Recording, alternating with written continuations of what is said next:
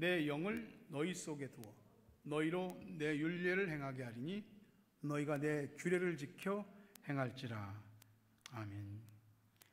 새해가 됐을 만큼 밝았습니다.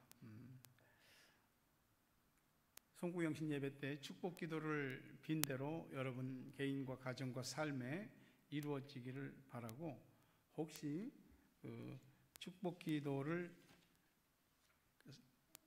원하시는 분은 로비 테이블에 축복 기도문 양식이 있어요. 거기다가 내용을 좀 써주세요. 해서 헌금함에 넣어주시면 제가 보고 기도하도록 하겠습니다.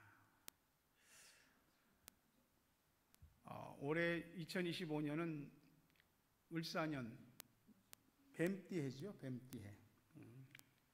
우리나라는 태어나는 해에 따라서 무슨 띠가 이렇게 정해지잖아요.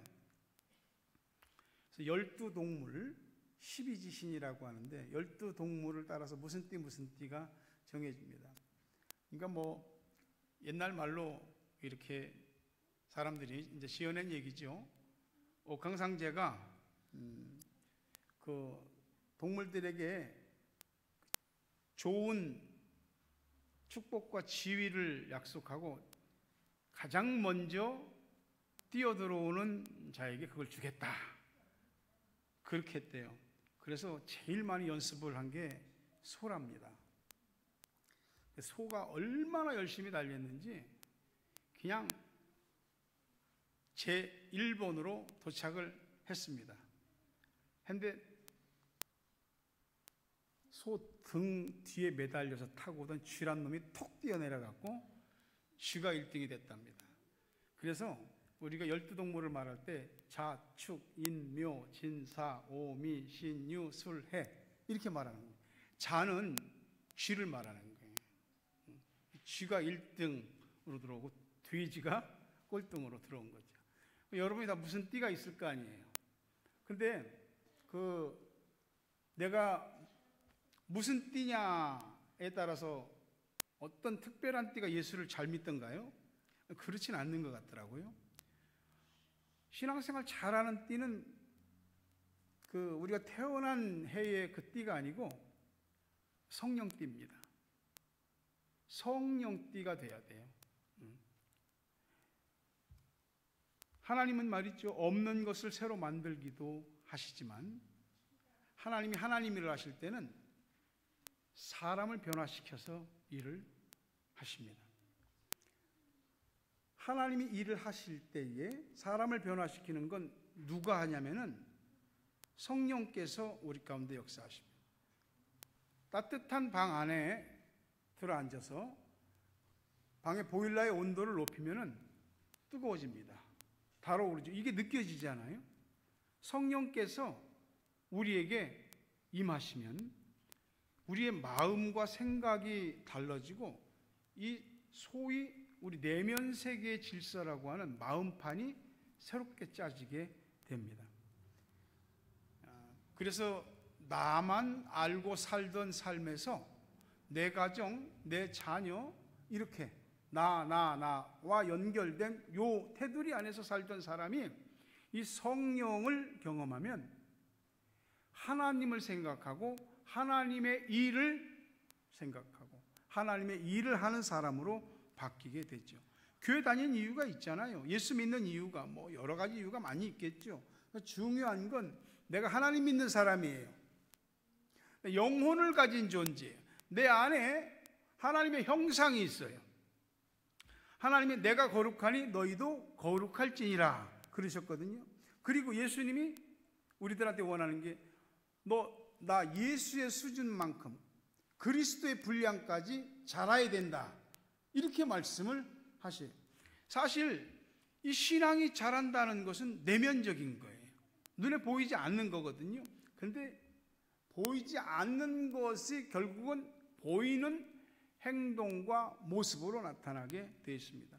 믿어도 좀 잘 믿어봐야 되고, 교회를 다녀도 교회를 다니는 것에 대한 진정한 의미를, 목적을 가지고 다녀야 하는 거죠. 그래야만이 비로소 새로워지는 것이 시작되죠. 우리 애들이 학교에서 예를 들어 상 받았다, 우리 애들한테 무슨 좋은 일이 있다, 부모님들이 얼마나 좋습니까? 뭔가 조금 달라진 것 같고 새로워진 것 같고, 사람이 옷만 바꿔 입어도 달라지는 것 같거든요. 집안에 실내 장식만 뭐 좀 바꿔도 분위기가 확 달라지는 것 같거든요. 가구를 하나 샀다, 또는 어떤 뭐 물건을 하나 새 거 샀다, 이것만 해도 뭔가 조금 기분이 달라지는 것 같고, 집안을 청소하거나 정리정돈을 해도 이게 리프레시 된 것 같은, 새롭게 되는 것 같은 느낌들이 있습니다. 근데 보이는 것도 그런데 보이지 않는 이 마음은 어떨까? 이 마음이 새로워지는 것은 우리의 삶에 있어서 가장 중요한 겁니다. 왜냐하면 우리 인생 자체가 마음먹기에 달려있기 때문에, 그리고 마음이 어떻게 되느냐에 따라서 우리의 생각도 말도 행동도 실제 삶도 다 달라지게 됩니다. 우리가 성령의 능력으로 새로워져야 되는 궁극적인 이유는, 그래야 내가 진짜 하나님의 사람이 되고 진짜 하나님의 일을 이해하고 할 수 있게 되는 거죠. 우리 어린이들한테 물어볼게요. 갓난아기 때 있었어요, 없었어요? 있었어요? 태어날 때 지금 이렇게 큰 모습으로 태어났어요? 갓난아기로 태어났죠? 그럼 갓난아기 때 입던 옷들 있죠? 1살, 2살 때 입던 옷들 있죠? 3살 때 입던 옷들 있죠? 그거 지금 입으면 맞아요, 안 맞아요? 그거 입으면 아마 헐크같이 찢어질 거예요. 왜 그럴까? 컸잖아. 컸으니까 옷이 작아지는 거거든. 내가 컸기 때문에. 그러니까 이 옷이라고 하는 것도 커가면서 몸 사이즈에 따라서 달라지게 되는 거예요. 여러분, 개 알아요? 개? 크랩이 이 처음부터 이렇게 손바닥만하게 큰가요? 꽃게가? 손톱보다도 작습니다. 근데 그게 수도 없이 허물을 벗어요. 개가 허물을 벗어. 개가 자기 속에서 살이 이렇게 크잖아요. 그러면 겉에 껍질이 흐물흐물해져요. 그래서 껍질을 벗는 거거든요. 근데 이 개가 그 껍질을 벗으면서 크는 거예요. 근데 껍질을 벗지 못하면 개가 껍질 속에서 죽어요. 곤충 알죠? 곤충이 나비가 되는 거 있죠? 그거 우하라고 그러잖아요. 이 번데기가 성충이 돼서 나비로 바뀌고 이런 걸 우하라고 하거든요.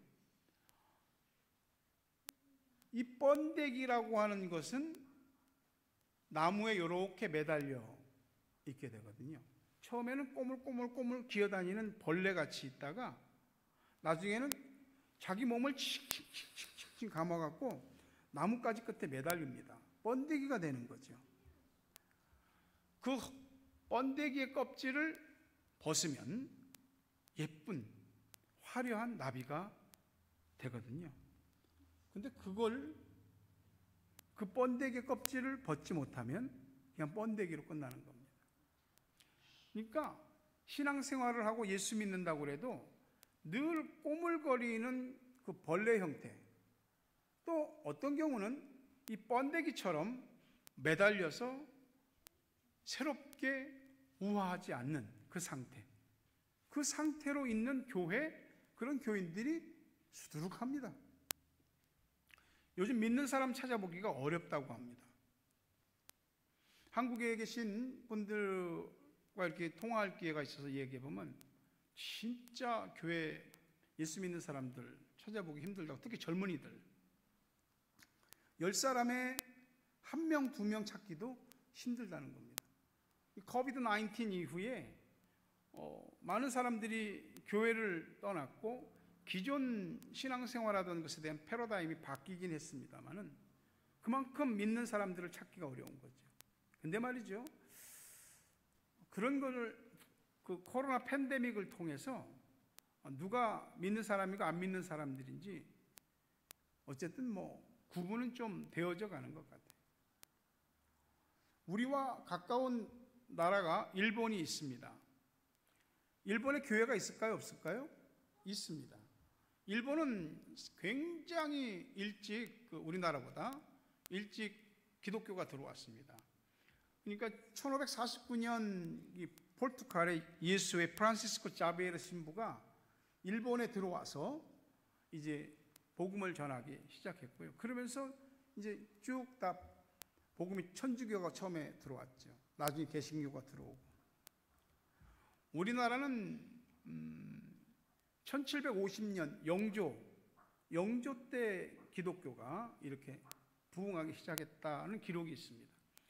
그 후에 개신교는 1885년 4월 5일 부활절 아침에 장로교의 언더우드 선교사와 감리교의 아펜셀러 선교사가 인천의 제물포항에 부활절 아침에 도착했어요.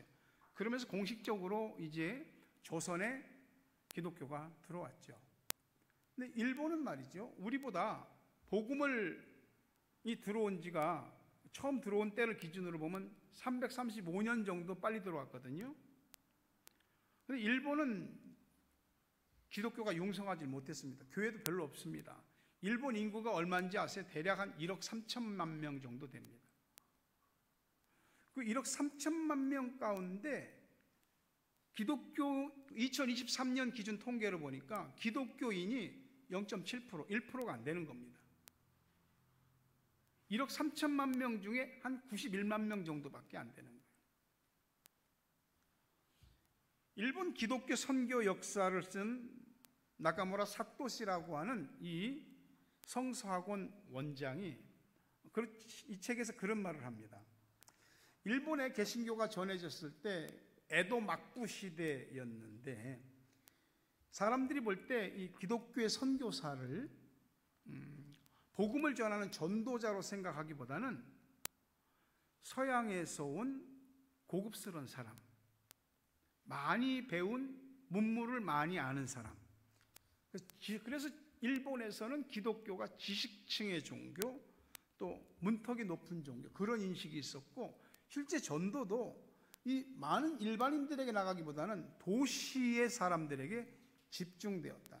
그러다 보니까 이 일본에서의 기독교가 크게 융성하지 못했다라고 합니다. 물론 역사적으로나 시대적인 배경의 이유도 되겠지만 근본적인 이유는 성령의 능력으로 새로워지지 못했기 때문입니다. 일본이 섬기는 미신이 공식적인 숫자가 800만입니다. 800만의 신이 있습니다. 그러면 우리나라는 어떻습니까? 우리나라 5,000년 역사 오는 동안 우리나라는 뭐 잡신, 미신, 맨 그런 거 다 섬겼잖아요, 우리도. 일본에 뒤지지 않습니다. 근데 우리나라에서는 기독교가 융성을 했습니다. 우리나라 인구가 2023년 기준으로 5,150만 명 정도. 여기에서 개신교가 대략적인 숫자가 876만, 가톨릭이 412만 정도. 이게 다 합치면 한 1,200만 정도 되는 거예요. 이게 2023년 통계네요. 무려 우리나라 5천만 명 인구의 한 25%가 기독교인이다 이 말입니다. 그런데 왜 사회가 이렇게 암울하고 왜 이 사회의 어두움과 죄악들이 줄어들지 않고 팽배한가? 물론 악의 세력이 기승을 부리기 때문임도 있지만 믿는 사람들이 믿는 사람으로서의 존재의식과 또 믿는 사람으로서의 역할들을 다 못한 거죠. 이렇게 컵이 있어도 이 컵에 소금을 티스푼으로 하나 넣어도 줬으면 이 소금물이 됩니다. 기독교인이 25%나 되는데 이것이 한국의 사회와 사람들에게 그다지 큰 영향을 미치지 못하고 있다는 것은 많은 교회와 믿는 사람들이 이 가둬진 연못 속의 기독교가 되고 있다는 얘기입니다. 성령과 성령의 능력에 관하여 관심이 없고 이를 각성하여 힘쓰지 않으면 다 번데기 신앙에 머물게 될 것입니다. 고린도후서 12장 9절에 나에게 이르시기를 내 은혜가 네게 족하도다. 이는 내 능력이 약한 데서 온전하여짐이라 하신지라. 그러므로 도리어 크게 기뻐함으로 나의 여러 약한 것들에 대하여 자랑하리니 이는 그리스도의 능력이 내게 머물게 하려 함이라. 바울이 하나님 앞에 기도했을 때 나 고쳐주십시오, 내 치명적인 병을, 고질적인 병을 고쳐달라고 했을 때 하나님이 너 능력이 약한 데서 온전해진다, 이런 말씀을 하시는 거예요. 바울이 깨달은 거예요. 그래서 약함이 아니구나. 우리는 우리의 몸이 약하고 현실적으로 어떤 부분이 약하고 가정에 약함이 있고 물질적으로 약하고 이런 걸 흠으로 여깁니다. 근데 그게 진짜 약한 것인가? 아니죠. 우리는 약함을 감추려고 애쓰고 약함을 강함으로 바꾸려고 애를 씁니다. 하지만 우리의 약함이라고 하는 것은 하나님의 강력한 능력이 내게 머무는 통로인 것이죠. 사도행전에 보면 능력이라는 말들이 수도 없이 나옵니다. 성령의 능력을 말하는 것이 이 디나미스. 이 디나미스는 초월적인 능력을 말하는 건데, 여러분 우리한테는 그런 능력이 없잖아요. 우리가 가지고 있는 힘과 능력을 폭발시켜도 우리가 얼마만큼 그 폭발력을 가질 수 있겠습니까? 그러나 성령이 사람에게 임하니까, 성령이 교회에 임하니까 성령의 능력으로 그 폭발력이 상상할 수 없게 터져나가는 것입니다. 마치 다이너마이트 터지는 것처럼 우리가 다이너마이트와 같은 폭발력이 우리 안에는 없지만 우리는 다이너마이트 심지에 불을 붙일 수는 있는 겁니다. 그것이 성령의 능력을 입은 사람이 할 수 있는 최선인 것이죠. 사도행전 1장 8절에 보면 오직 성령이 너희에게 임하시면 너희가 권능을 받고 예루살렘과 온 유대와 사마리아와 땅끝까지 이르러 내 증인이 되리라. 오직 성령이 임하시면 너희가 권능을 받는다. 권능은 권세와 능력을 말하는 것입니다. 성령께서 임하셔서 우리가 바라고 원하는 것들이 뭡니까? 대부분 건강하게 해주십시오, 병 고쳐주십시오, 안전하게 해주시고 행복하게 해주시고 성공하게 해주시고 형통하게 해주시고 승진하게 해주시고, 이런 것들이 보통 하나님이 우리에게 임해서 우리가 이루어지기를 원하는 것입니다. 그러다 보니까 본이든 본이가 아니든 우리는 이 하나님의 능력을 등에 업고 뭔가 이 땅에서 좀 잘 떼보려고 애쓰는 경향이 있습니다. 최대한 하나님을, 표현이 죄송합니다만은, 써먹을 대로 써먹으려고 하는 거죠. 어떤 사람이 갑자기 길에서 이 하트 브레이크가 와갖고 병원에 실려가서 이제 막 심장을 마사지하고 하면서 이 사람이 살아났습니다. 살아났는데 이제 그 가톨릭 계열의 병원에 입원했는데 이제 병원비를 정산해야 되잖아요. 원무과에 계신 수녀님이 오셨어요. 아유 선생님 정말 다행입니다. 하나님이 도우셨어요. 근데 계산할 건 해야죠. 그래서 원무과 이제 수녀님이 얼마라고 얘기하니까 죄송해요, 제가 돈이 없어요. 그럼 뭐 가족이나 누구 없어요? 여동생 하나 있어요. 시집 안 간 무슨 동에 있는 무슨 성당 수녀로 있어요. 이 원무과 그 수녀님이, 수녀는 결혼을 하지 않은 여자가 아니에요.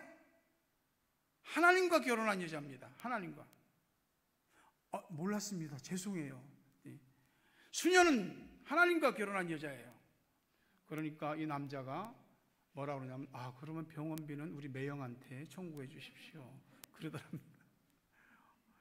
최대한 어쨌든 하나님을 내 편리를 위해서 이야기하는 그런 경향들이 우리들에게 있습니다. 물론 하나님이 그것도 더 나쁘게 보진 않죠.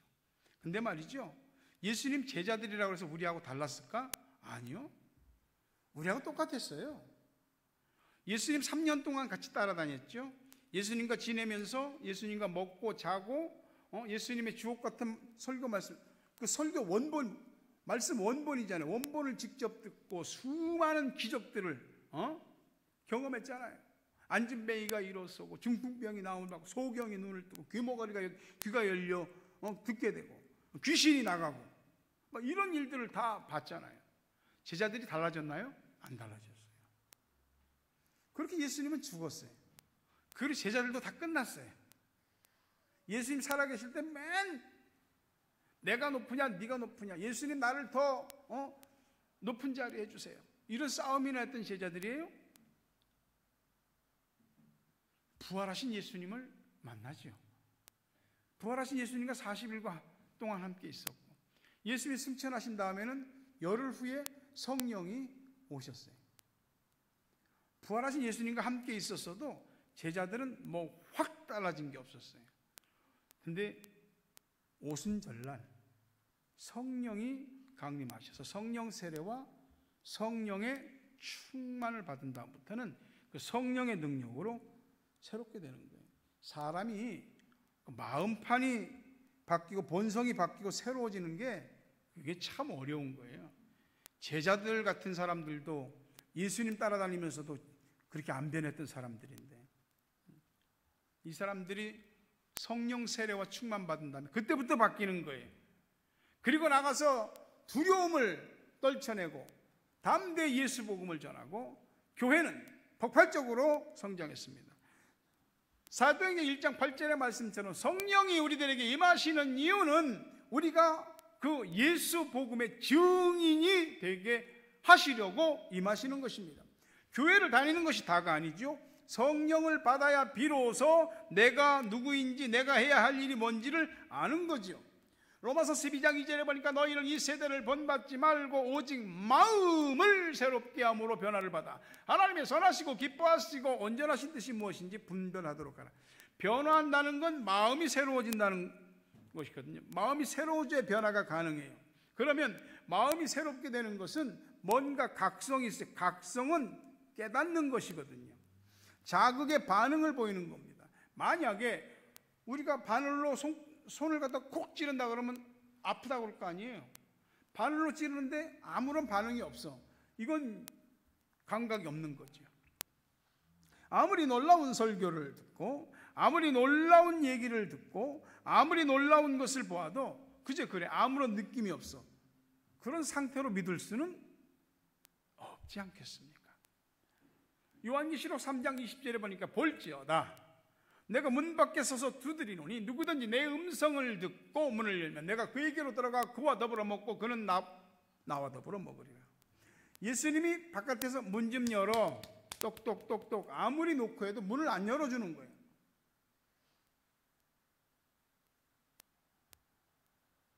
예수님 무시하는 건가? 아니요, 못 듣는 겁니다. 성령의 능력이 임해야 귀도 열리게 되는 거예요. 깨달음이라는 것은 사람의 배움이나 지식, 지성의 능력 정도에 따라서 다를 수 있지만 궁극적으로 깨달음은 성령께서 사람의 마음을 터치, 성령께서 사람의 마음을 감동, 움직여야 되는 일입니다. 내 마음인데 내 마음, 내 뜻대로 조정이 안 되잖아요. 머리로는 알아도 이게 수긍이 안 돼요. 행동하는 건 더 어렵습니다. 그게 우리의 한계죠. 그래서 하나님이 우리에게 Holy Spirit, 성령을 주시는 거예요. 에스겔 36장 26절에 또 새 영을 너희 속에 두고 새 마음을 너희에게 주되 너희 육신에서 굳은 마음을 제거하고 부드러운 마음을 줄 것이며 New heart, New spirit. 이게 새로운 마음과 새 영이 우리가 원하는 것처럼 안 바뀌더라고요. 그래서 성령이 우리 속에 들어오시는 거예요. 돌같이 딱딱한 우리의 마음에서 이런 것들을 제거하는 거죠. 마치 우리가 발이나 이런 데 각질을 제거하는 것처럼 감각이 없는 부분들을 제거하는 겁니다. 그래서 하나님의 말씀에 순종할 수 있게, 하나님의 말씀이 느껴지게, 도전받게, 부드럽게 하는 겁니다. 성령이 우리들에게 임하실 때에 비로소 말씀을 지키고 그 말씀대로 행할 수 있는 그런 마음으로 변화하게 됩니다. 맨날 육신, 현실, 나는 뭐 이래, 왜 우리 집은 이래, 왜 우리 엄마는 우리 아빠는 이래, 왜 내 자녀는 이래, 왜 내 삶은 이래, 이런 생각, 이런 말만 하다가 하나님에 대한 생각, 영적인 생각, 성령의 생각, 신령한 생각들을 하게 돼요. 어떻게? 성령께서 우리에게 새 마음, 새 영을 부어주시기 때문에 그런 겁니다. 우리는 조심해야 될 것이 어느 순간부터 하나님의 말씀과 성령을 따라 변화하는 걸 멈추고 현상유지 또는 외형 꾸미기에 익숙해지는 이런 모습들을 주의해야 됩니다. 고정관념과 어떤 틀 안에서 그만큼만 믿고 더는 안 믿어, 더는 발전하려고 하지 않아. 사람의 마음이라는 게 말이죠, 그대로 가만히 두면 콘크리트 같이 굳어지게 됩니다. 콘크리트가 여러분 부어지는 거 봤어요? 공사 현장에서 콘크리트가 이렇게 레미콘 차가 와서 이렇게 기계를 놓고 펌핑해서 타설을 합니다. 타설할 때는 다 이렇게 부드럽습니다. 그게 공간 구석구석 차고 들어갑니다. 시간이 지나면 딱 굳어지게 되는 겁니다. 믿음이라는 게 어느 정도 선에서 멈추면 그만큼 계속 유지가 되는 것 같아도 결국은 그 믿음은 소멸하는 믿음, 죽은 믿음이 됩니다. 아무리 대단한 것 같아도 저절로 보존되는 게 아니고 가만히 두면 아무리 대단한 것도 다 쓰레기 되는 겁니다. 그나마 외형적으로 뭔가 조금 보존 가치가 있는 것들은 박물관에 들어가는 것뿐이죠. 그러니 우리가 박제된 신앙으로 박물관에 전시되는 그런 믿음으로 끝날 것이냐, 아니면 성령의 능력으로 새로워질 것이냐, 이걸 우리는 자기 자신에게 날마다 묻고 스스로 선택해야 하는 것입니다. 근데 그게 내 힘으로 되냐 이 말이죠. 안 된다는 거죠. 성령께서 그래서 우리 안에 찾아오시는 겁니다. 날마다 성령께 은혜를 구해야 되고 긍휼을 구해야 되고 기도해야 되고 내 마음에 굳어지고 딱딱한 부분들이 부드러워질 수 있게 해달라고 하나님 앞에 성령께 구해야 되는 겁니다. 그래야만 나도, 내 가정도 자녀도 삶도 교회도 새로워지게 되는 겁니다. 요엘서 2장 28절 29절 보니까 그 후에 내가 내 영을 만민에게 부어주리니 너희 자녀들이 장래일을 말할 것이며 너희 늙은이는 꿈을 꾸며 너희 젊은이는 이상을 볼 것이며 그때 내가 또 내 영을 남종과 여종에게 부어줄 것입니다. 성령 부어주신대잖아.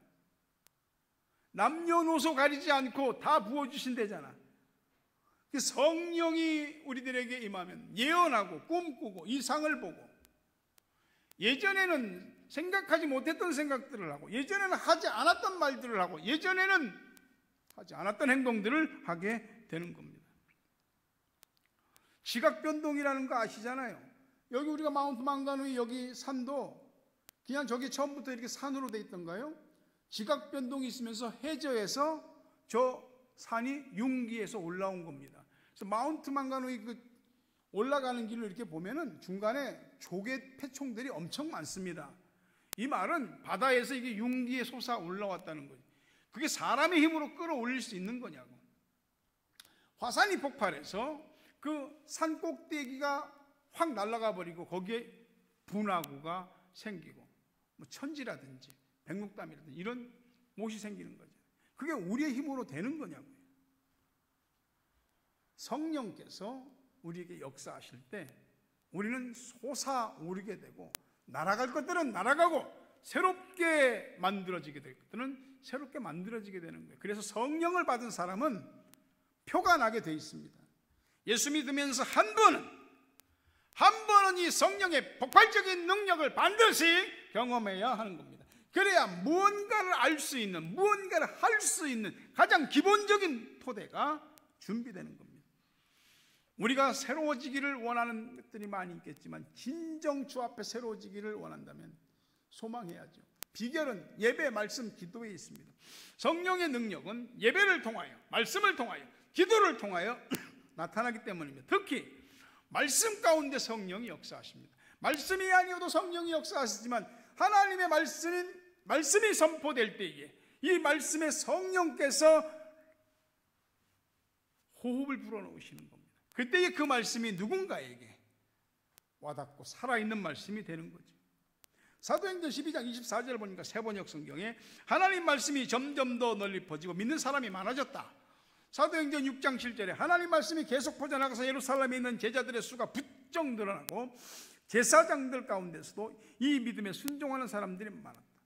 결국 교회가 새로워지는 비결이 뭐였습니까? 사람들이 좋아, 분위기가 좋아, 여러 가지 교육 시스템이 좋아, 부속 시설이 좋아. 이유들이 많이 있을 수 있죠. 그러나 결국 교회가 새로워지는 것은 성령의 능력으로 인한 말씀이라 이 말이죠.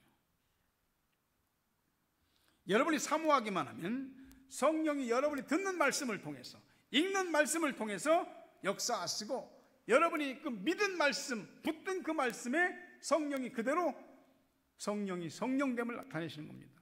말씀 붙들고 예배드리고 말씀 붙들고 기도하고, 이 반복입니다. 반복. 거기에 성령의 능력이 임합니다. 그래야 믿는 것이죠. 새로워지는 역사가 일어납니다. 그것은 부흥으로 나타나게 되어 있습니다. 고린도전서 13장 11절 같이 읽겠습니다. 내가 어렸을 때는 말하는 것이 어린아이와 같고 깨닫는 것이 어린아이와 같고 생각하는 것이 어린아이와 같다가 장성한 사람이 되어서는 어린아이의 일을 버렸노라. 어렸을 때 일은 커가면서 자꾸 버리게 됩니다. 어느 순간이 되면 어린아이 때의 그 유치함들을 다 벗어버리게 되잖아요.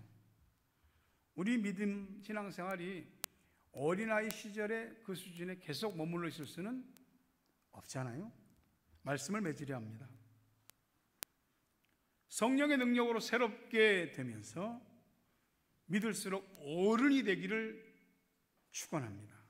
성령의 능력으로 여러분의 마음이 부드럽게 되고 굳은 마음들이 제거되고 부드럽게 되기를 축원합니다. 성령의 능력으로 여러분의 가정과 자녀가 새로워지게 되기를 축원합니다. 성령의 능력으로 예배, 말씀, 기도, 헌신 부분에 있어서 새로워지게 되기를 예수님의 이름으로 축원합니다. 그리고 궁극적으로 성령의 능력으로 교회가 새로워지고 부흥하게 되기를 간절히 바랍니다. 오소서 진리의 성령님.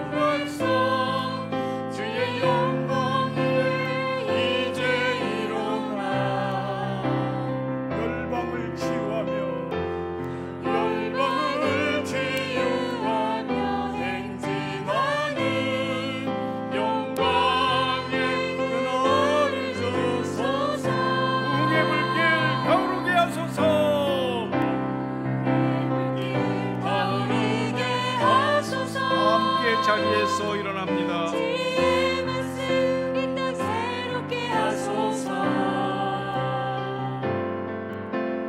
은혜의 강물 내리게 하소서.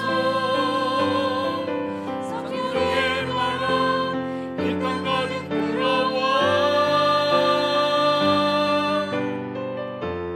기도니 먼저 주의 순결한 백성 주의 영광 위에 이제 일어나.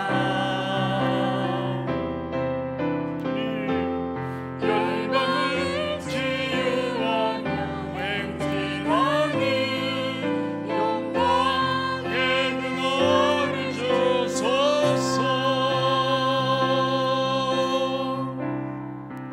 사모하셔야 됩니다. 성령님이 나한테 오시기를, 내 마음을 흔들며 임하시기를, 나를 정결케 해주시는 성령이 임하시기를 간구하시네. 이 시간 간절한 마음으로 성령님 내 안에 오시옵소서. 정결케 하여 주시고 새롭게 하여 주시옵소서. 간절한 마음으로 함께 동성으로 기도합니다. 아버지 하나님, 모르면 배우게 하시고 배웠으면 배운 대로 하게 하시고, 하나님을 믿는다면 믿는 사람답게 우리의 삶이 사라질 수 있도록, 내가 믿음의 사람이라는, 성령의 사람이라는 증거들이 내 말과 행위에서 나타날 수 있도록 인도해 주시옵소서. 우리 가슴에 새로워지게 하는 부흥의 불길이 타오르게 하여 주옵소서. 하나님의 말씀이 귀에 들리고 마음에 떨어질 때마다 그 말씀이 생명의 씨앗, 은혜의 씨앗이 되어서 내 마음을 새롭게 하고 내 삶을 새롭게 하고 내 인생을 하나님 앞에 새롭게 하는 능력의 말씀이 되게 하여 주옵소서. 바람처럼 불처럼 우리에게 불어와 주시옵소서. 하나님의 영광을 위해서 내가 누구인지를 알고 내가 마땅히 해야 할 바가 무엇인지를 알고 행하는 우리 모두가 되게 하여 주시옵소서. 우리를 통하여 하나님의 영광이 드러나며 하나님의 영광을 드러내는 삶을 살면서 하나님께로부터 그때마다 합당한 은혜와 지혜와 능력과 세힘과 또 물질과 모든 것들을 공급받는 저희 모두가 되게 하여 주옵소서. 어린아이에 머물지 않게 하시고 하나님을 향하여 자라가게 하시고, 우리 하나님께서 나를 이 땅에 심으신 이유를 깨달아 감당해내는 우리 모두가 또 교회가 되게 하여 주시옵소서. 주님, 우리 안에 딱딱하게 굳어져 버린 돌과 같은 마음이 있습니다. 강팍함이 있습니다. 굳은 마음들을 제거하여 주시고 부드러운 마음이 되게 하시고 말씀의 씨앗이 떨어지고 성령의 역사를 감당하는 심령으로, 가정으로, 교회로 새로워지게 하여 주시옵소서. 예수 그리스도의 은혜와 하나님 아버지 사랑과 성령님 교통하심, 은혜, 복 주심이 이제는 어떤 능력이 아닌 성령의 능력으로 나와 가정과 교회가 새롭게 되기를 꿈꾸고 소망하는 저들 머리 위에, 가정 위에, 자녀 위에, 생업 위에, 고국 땅과 세계 각처에 있는 사랑하는 우리 가족들, 기도의 동역자들 위해 이제부터 영원토록 함께 있을지어다.